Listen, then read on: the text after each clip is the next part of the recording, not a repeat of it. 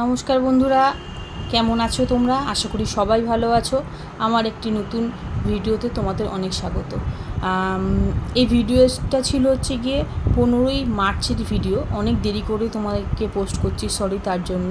কারণ এসে মেয়ের ভর্তি ছিল, ওর স্কুলে যাওয়ার ছিল, এর জন্য এই কদিন আমি ভয়েস ওভার দিতে পারিনি। আর কোথায় যাচ্ছি বলো তো? স্বপ্নের দেশে। সবার কাছে এটা হচ্ছে সেই স্বপ্নের দেশ। আমার কাছে ওটা ছিল, ভাবতে পারিনি আমি যেতে পারবো। 3-4 বছর গ্যাপ দিয়েছি, কোথাও বেরোয়নি এই ট্যুরটা করবো বলে। আর ওর জন্য এই ট্যুরটা যখন আমি প্ল্যান করেছিলাম, তোমাদের ভেবেছিলাম সারপ্রাইজ দেবো, কিন্তু আমি গোছানো একটুখানিও তোমাদের সাথে শেয়ার করতে পারিনি। খুব তাড়াহুড়ার মধ্যেই গোছানো হয়েছে, কারণ মেয়ের তখন ফাইনাল এক্সাম ছিল, তাই জন্য আমি গোছানোটা তোমাদের সাথে করতে পারিনি। তা আমি ভাবলাম গাড়ি থেকেই তোমাদের সঙ্গে ভিডিওটা শেয়ার করি।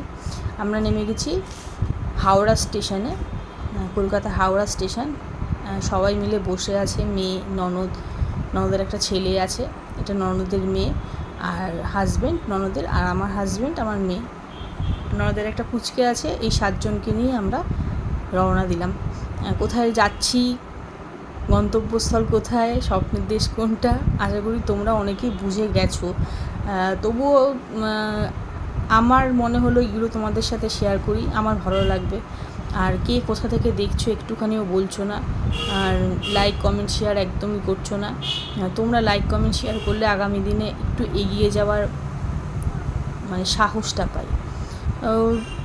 রাজধানীতে যেরকম থাকে খাওয়ারটা, টিফিনটা ছিল একটা ওই খাস্তা ছিল, আর ওই সিঙ্গারা মতো না কি ছিল একটা। আমি যেহেতু শুক্রবার বাড়ি থেকে খাবার দাবার করে নিয়ে গেছি, আমার সঙ্গে আমার হাজব্যান্ডদেরও, কারণ এরা ট্রেনের খাবার খেতে পারে না।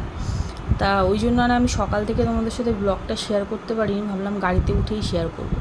এটা তারপরে রাত্রিবেলা ওতে তাড়াতাড়ি করে তোমার লাইটটাই নেভে যায় বলে আর সেরকমভাবে আমি তোমাদের সাথে ভিডিও করতে পারিনি।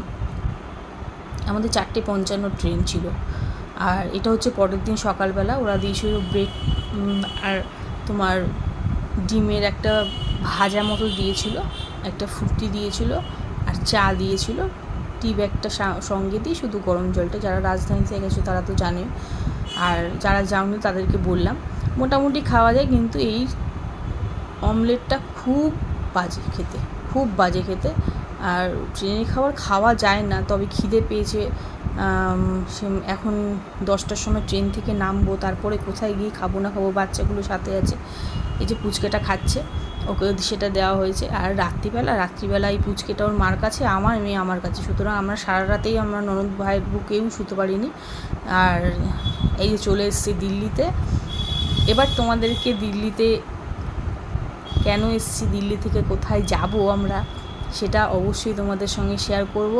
আর ভিডিওটা ভালো লাগলে লাইক কমেন্ট শেয়ার অবশ্যই করো। তোমাদের একটা কমেন্টে, একটা লাইকে মন ভরে যায়। বারবার করে বলছি, কে কোথা থেকে দেখছো একবার জানিও। চলে আসলাম, এই আসতে আর 5-10 মিনিট বাকি ছিল। তখন বসেছিলাম বলে সমস্ত লাগেজ গুছিয়ে আমি বললাম তাহলে বাইরের দৃশ্যটা দেখাই। তবে জানো তো, আমি যখন এখান থেকে গেছিলাম অতটা গরম ছিল না, কিন্তু দিল্লিতে যে কাঠফাটা গরম, তখনের মতো করে দাঁড়ানো যাচ্ছে না। সকাল 10টার সময় প্রচণ্ড রোদ, সেই জন্য আর তোমার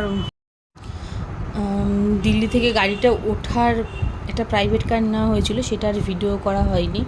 আর এত রোদ ছিল, বাচ্চাগুলো দাঁড়িয়েছিল, তো আর ওখানে দাঁড়ানোর জায়গা খুব অসুবিধা দাঁড়ানোর ওখানটাতে। আমরা নেমে পড়েছি দিল্লি স্টেশনে, বা সবাই মালপত্র বার করে একটা, অতগুলো তো লাগেজ নিয়ে যাওয়া সম্ভব না, তাই জন্য একটা কুলি বলা হয়েছে। সে কুলিই নিয়ে যাবে আমাদেরকে, গাড়ি অবধি উঠিয়ে দেবে। দেখতে থাকো আমার সঙ্গে, আশা করি তোমাদের খুব ভালো লাগবে। ছোট্ট একটা ব্লগ এটা দিয়ে শুরু করলাম, আর কোথায় যাচ্ছি এটা তোমাদেরকে আমি পরে দিচ্ছি। আর আশা করি তোমাদের ভিডিওটা ভালো লাগবে লাইক শেয়ার কমেন্ট অবশ্যই করো, কে কোথা থেকে দেখছো জানিও। আর এই ট্যুরটা সত্যি খুব ভালো হয়েছে, মন খুব ভালো এই ট্যুরটাতে, বলার বাইরে। বলবো তোমাদের সমস্ত কিছু, দেখতে থাকো। টাটা। এরকম করে না।